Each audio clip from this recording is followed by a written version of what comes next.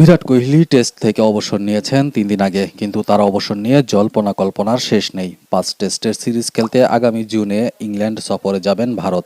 এর আগেই কোহলির অবসর ঘোষণাকে অনেকেই স্বাভাবিক চোখে দেখছেন না। ভারতের সাবেক ক্রিকেটার মোহাম্মদ কাইফ যেমন মনে করেন, কোহলি টেস্ট খেলা চালিয়ে যেতে চেয়েছিলেন, কিন্তু নির্বাচকেরা এই সংস্করণে গত কয়েক বছরের ফর্ম বিচার করে কোহলিকে সম্ভবত বলেছেন দলে তার আর কোনো জায়গা হবে না।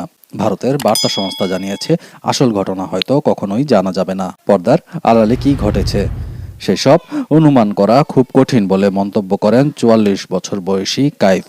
নিজে যা মনে করেন কাইফ সেটাই বলেন। টেস্টে কোহলির ফর্ম সাম্প্রতিক সময়ে ভালো না হলেও ভারতীয় ভক্তদের আশা ছিল রোহিত শর্মা টেস্ট ছাড়ার পর 36 বছর বয়সী কোহলি এই সংস্করণে আরও কিছুদিন খেলা চালিয়ে খেলবেন আগামী মাসে ইংল্যান্ডের বিপক্ষে সিরিজেও। টেস্টের রানে ফিরতে গত জানুয়ারি-ফেব্রুয়ারিতে দিল্লি হয়ে রঞ্জি ট্রফিতেও খেলেন কোহলি, কিন্তু হুট করে গত কয়েকদিন আগে জানা গেল টেস্ট ছাড়ার ইচ্ছার কথা ভারতীয় ক্রিকেট বোর্ডকে জানিয়েছেন কোহলি।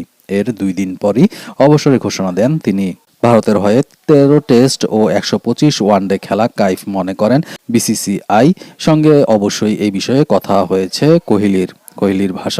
কাইফের ভাষায়, আমার মনে হয় সে এই সংস্করণে খেলে যেতে চেয়েছিল। বিসিসিআই এর সঙ্গে নিশ্চয়ই তার ব্যক্তিগত পর্যায়ে কথা হয়েছে। নির্বাচকরা হয়তো 5-6 বছরের ফর্ম দেখে তাকে বলেছেন দলে তার জায়গা হবে না। আসলে কি ঘটেছে সেটা আমরা কখনোই জানতে পারবো না। পর্দার আড়ালে কি ঘটেছে তা অনুমান করা খুব কঠিন।